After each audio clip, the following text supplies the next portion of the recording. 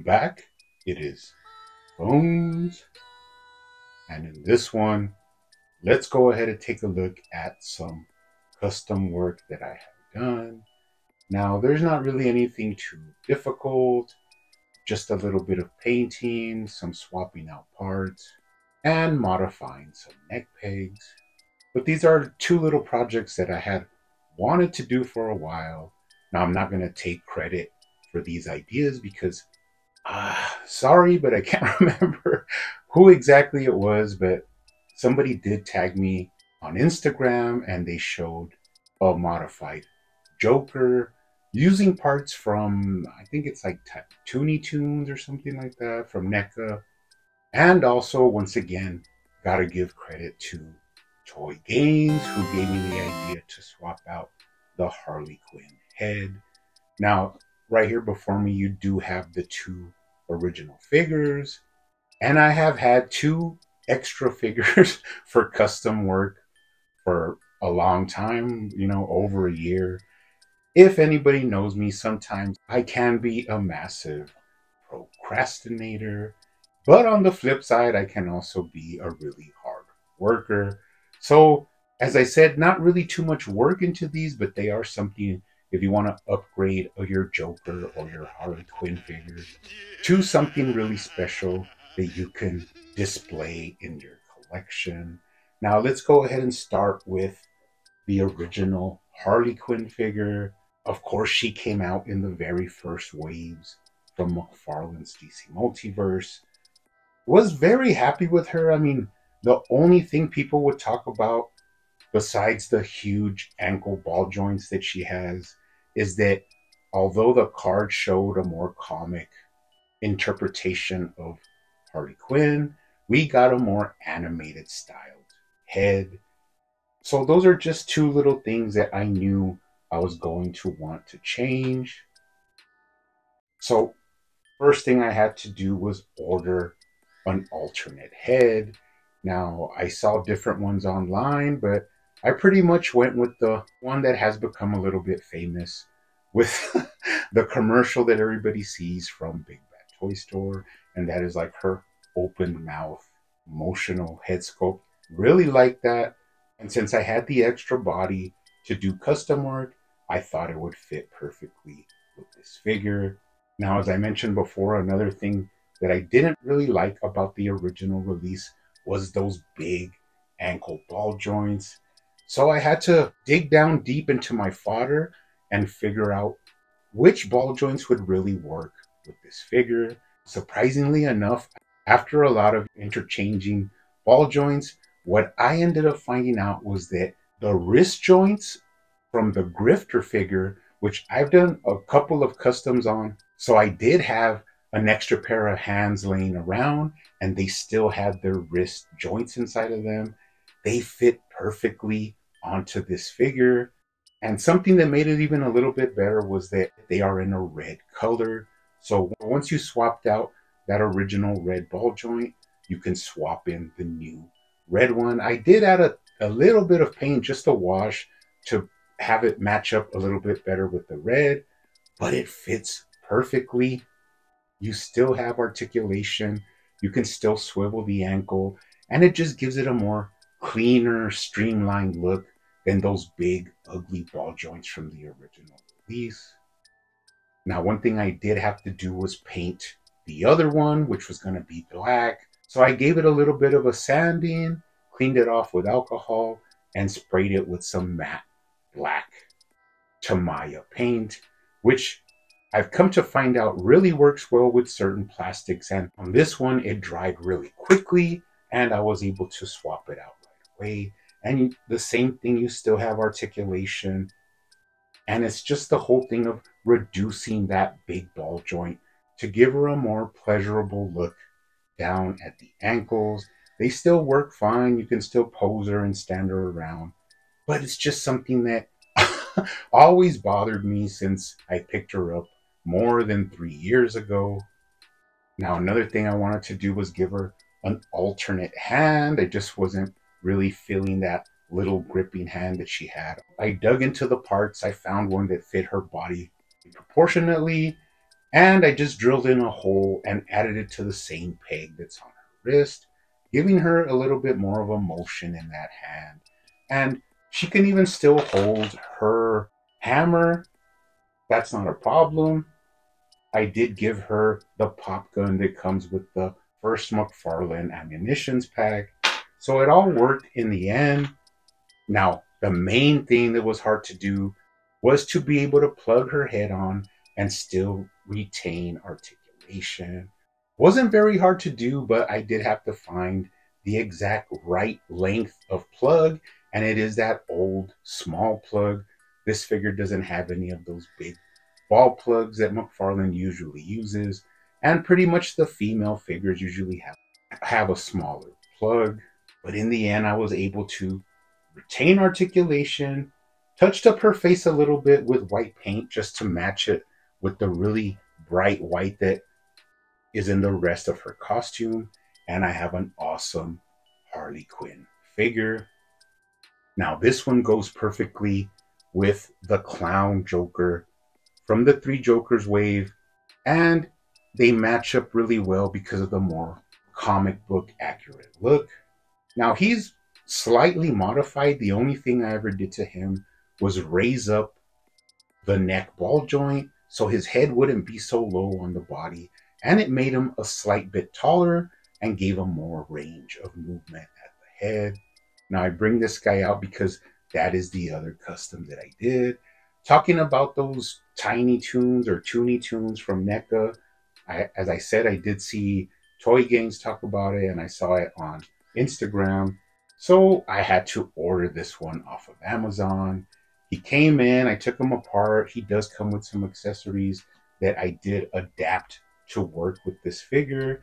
Now, I did try the head on multiple Jokers. I tried the Rebirth. I even tried the Mortal Kombat Joker, but I just really loved the bright, fun colors of the Clown Joker. It just worked really well, and the purples played off of each other. The white spats are perfect. I just knew when I put the Toonie head on this body, it worked really well. Now, I did have to do a little bit of work on the neck peg because the NECA one is a large ball, and most McFarlane barbells have a big ball and then a smaller one. So I ended up having to make a sort of Frankenstein neck peg where you just have two balls together and they're almost practically touching each other. There's no gap in between them, no stem. And that is the only way I was able to mount the head and still retain smooth articulation. Now, I did paint the neck white to match a little bit more with the white skin tone of the Joker, and I did a lot of work on the head. First thing I wanted to do was make it look a subtle bit more realistic. Not too much, but I thought it looked just too animated for its own good. So the first thing I did was give the hair a wash. When you get this figure, the hair is just one solid green. I went ahead and added some dark green, some really light green for the highlights, and at the end, I even added some fine black to give it some shadow. And I thought it came out really well. Then I attacked the eyes, which were these sort of big, round, cartoonish eyes that had no pupils. So I added the pupils to give them a little bit more life. I did give a slight dark wash to the little crevices around the face, like I say, just to give it depth so it didn't look so much like a cartoon and give it a little bit more, physical presence. And finally, I added in the teeth lines because when you get this guy out of the package, he just has like a big one-tooth grin.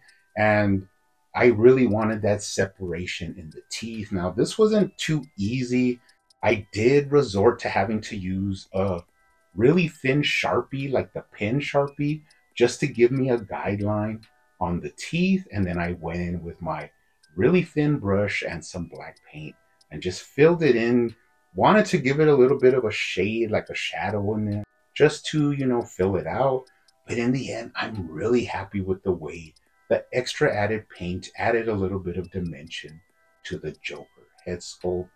Now, as I said, he does come with some other accessories.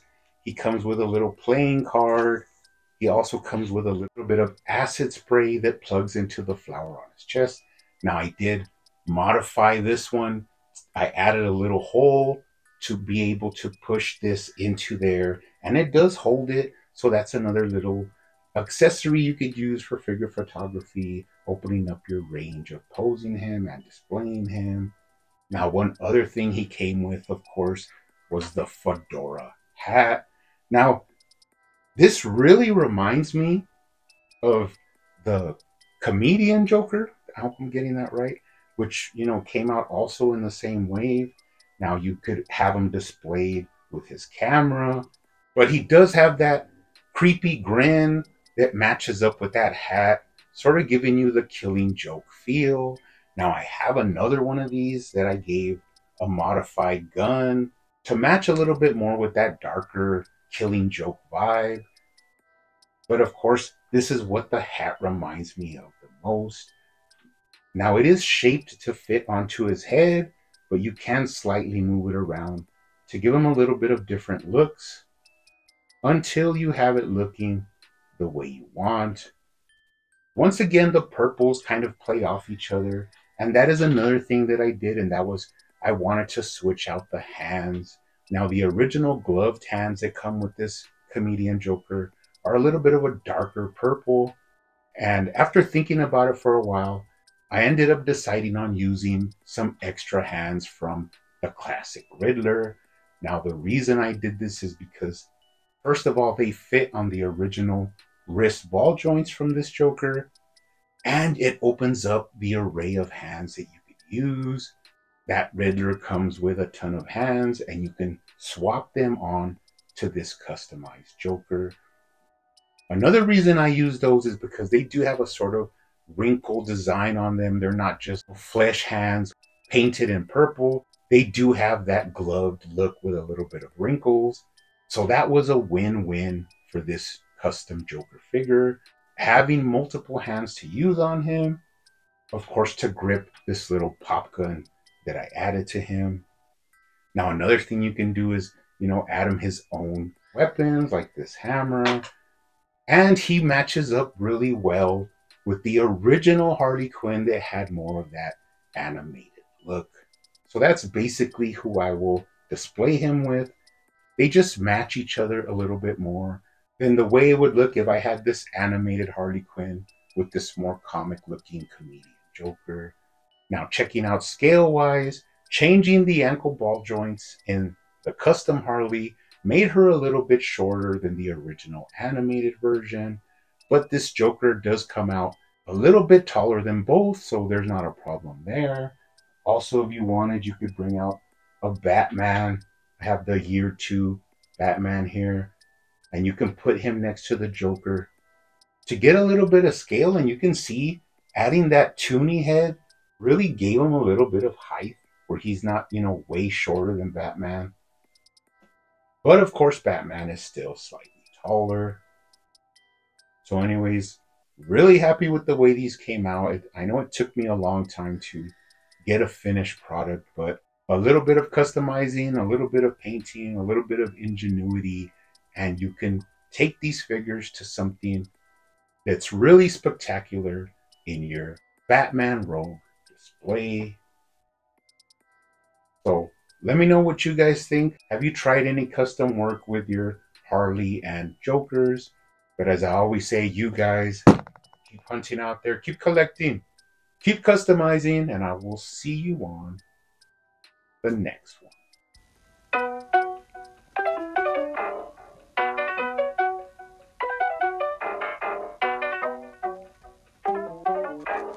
They used to call me Crazy Joe, but now they can call me Batman.